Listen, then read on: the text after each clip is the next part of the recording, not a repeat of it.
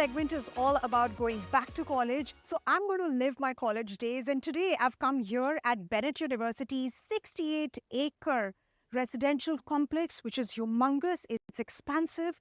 In fact, it started off in 2016 with just 200 students, and now there are over 8,000 students studying over here, various disciplines across humanities, commerce, engineering, management, in undergraduate, postgraduate, and PhD courses. In fact, the institution has been adjudged several times as one of the best universities in the country.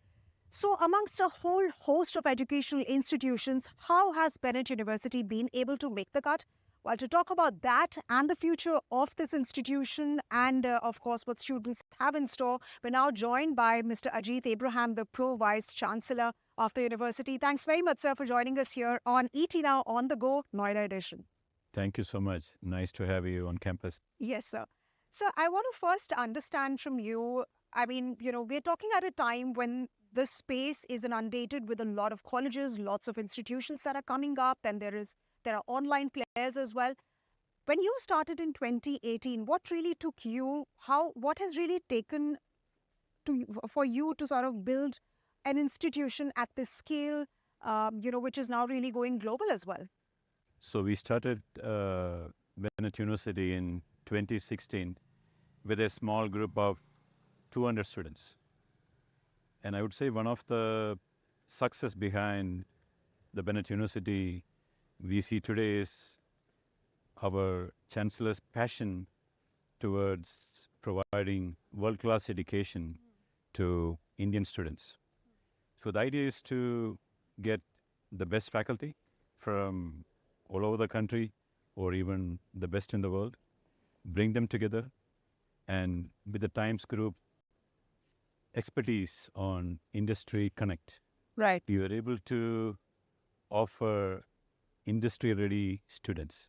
Okay. So it's not only education, but we are able to also sell these students to the market. You're hinting at placements, and of course, we're going to come back to the placements aspect of educational institutions and of Bennett University. But, sir, you have also yourself been a researcher as far as artificial intelligence is concerned, machine learning is concerned, Internet of Things, and, Web3 is concerned. I want to understand, you're also setting up a school of AI, aside of all, the courses, the curriculums that you offer. How soon is that coming up, and what really will entail that course, and what really are you including in that course?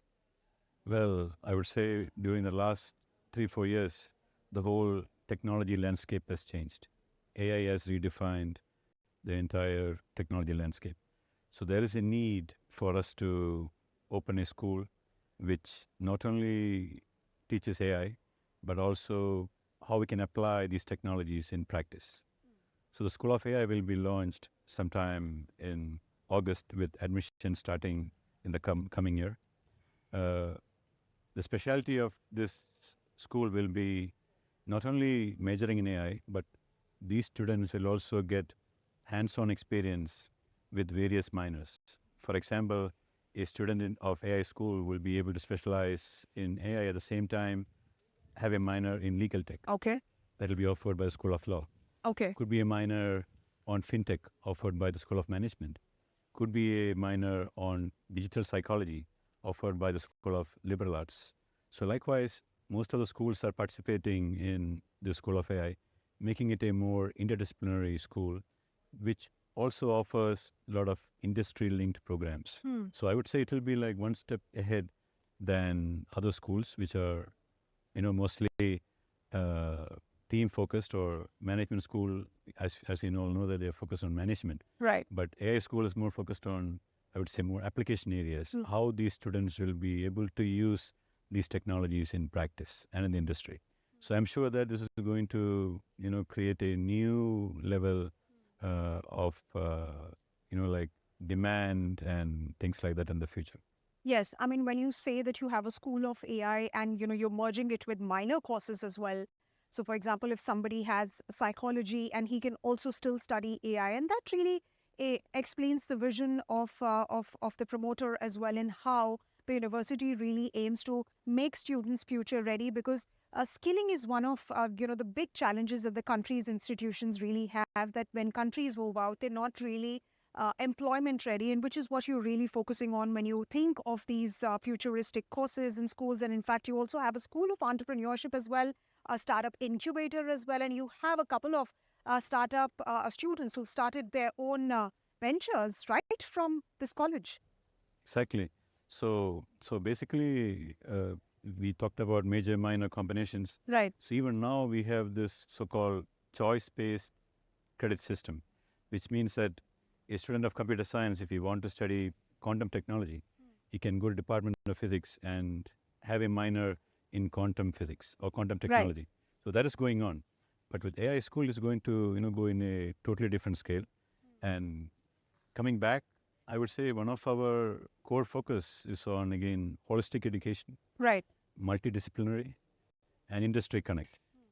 And since inception, actually, our chancellor was again focused on creating that entrepreneurial mindset in the students. So we have a core course in all schools that every student has to have this foundational skills Okay. of entrepreneurship. Okay. So we train every kid to be entrepreneur, and we have seen that over time we had 40 plus startups, successful startups. Okay. And one of our startup is in the Forbes list, Instadapp. If you really see, the India of today is really pushing big to play a big role in the global tech industry.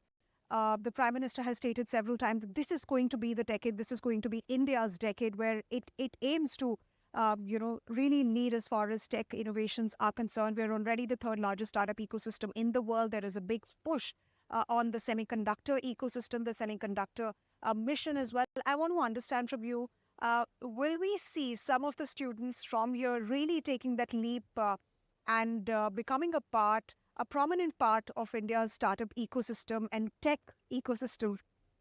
Definitely, I am very positive about that.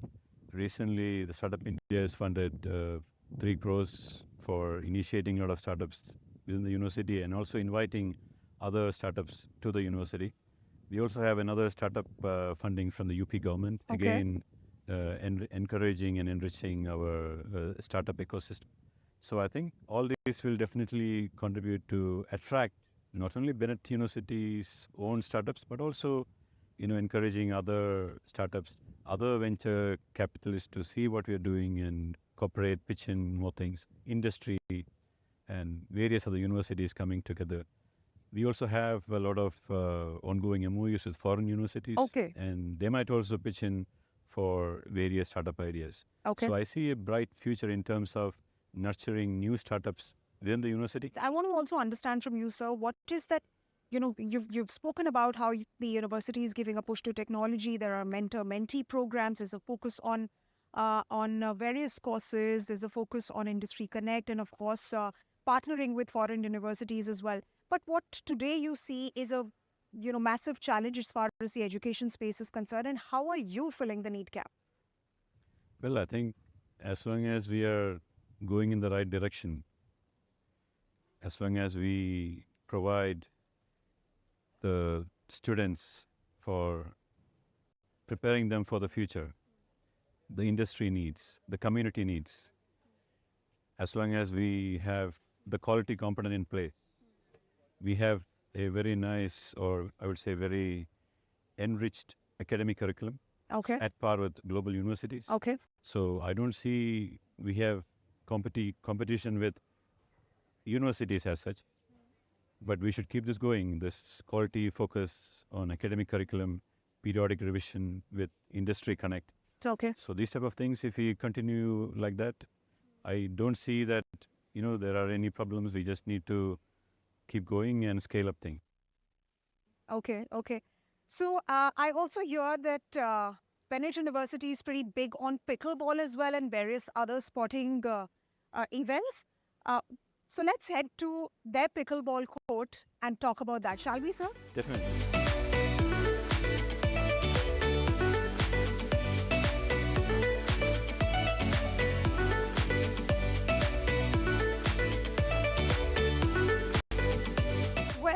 work, no pay does make one a dull person. So I thought, why not try my hand at pickleball?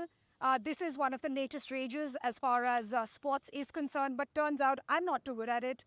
So let's go to Professor Abraham and ask more about it. So tell us more about pickleball. And from what I understand is that it is a rage globally. The United States is giving it a massive push. But you are the first university, Bennett University is the first university in the country that's really training students in pickleball and making them professionals rather. So we at Bennett University believes in not just providing kids with education, but also take care of their well-being. So we have 14 sport disciplines, from football to cricket to volleyball, basketball, and various other sports. So when I say we have these facilities, we have almost like world-class infrastructure. If you look at our basketball court, if you look at our football ground, so all these are, I would say, world-class. So pickleball was introduced a couple of months ago. So idea is it's a very simple sport, not just for students, but for staffs, faculty, anyone who is able to hit a ball and hold the small I think as racket. a recreational activity, it's pretty good. Exactly. The ball is not too Yes, heavy, yes. so You everybody don't can need play. much energy to Yeah. play this. And apparently it is going very well. So we are the first in the country to launch this. And I heard that few other universities are now slowly picking up. So I think this is a very nice initiative by Bennett University, and we are providing this to our students. And you have over 14 disciplines as far as the arena of sports is concerned. Exactly. Okay, okay. And what kind of a push is the university giving in sports to its students? So sports again, we To make have them future ready, to make them employable after they move out, so that they can find themselves so in. So sports is something that also provides another form of learning. For example, they get playing with others, how to cooperate with others, how to take leadership roles directly and indirectly. So we provide all these opportunities.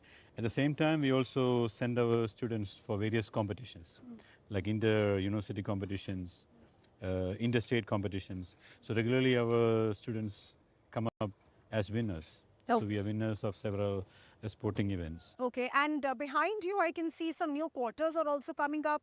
You're housing around 8,000 students as of now, or 5,000. And tell us about what's really coming up in the backdrop. Are you prepping for more disciplines to come in the college? So these are actually our two new hostel blocks that will be operational Okay. in the coming year or so. Okay. So right now we have facilities to accommodate 9,000 students. Okay. And as of now, we have 6,000 students on campus, and 2,500 plus are day scholars. But as we scale up, we will have more students on campus. So these two buildings are catered especially for our new coming students. One final question from you, sir, before we wrap up. I want to understand what really is your vision, what really is the promoter's vision for the university looking at 5 years from now? Well, I think it's all about keeping the quality of education, being a world-class leader in education, in par with our government to make India as a Vishwaguru. Right. So it's not only we are educating our students, but also other universities can also learn from us, not from India, but from outside India as well.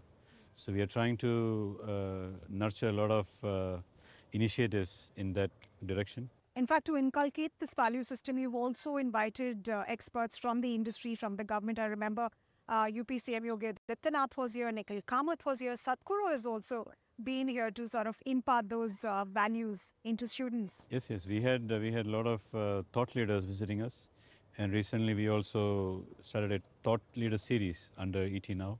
So we had Professor Michael Spence, Nobel Prize winner, giving his first talk, and we had Nikhil Kamath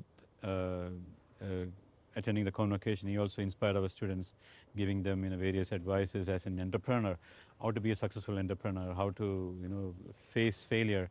Right. And that's so crucial for students to learn inside the campus, because we are, of course, taught books, we're taught to learn formulae, at least, during my time, but nobody really teaches us these basic life skills, these practical learning lessons, which you are really imparting here. Exactly. So it is more like, when you talk to people who are from the ground, who are facing the things or have experience in real life, the students also, try to get that, more deeper, and then they have that, they build that trust Absolutely. better than, we tell them or we teach them. Absolutely. Entrepreneurship is like this or this.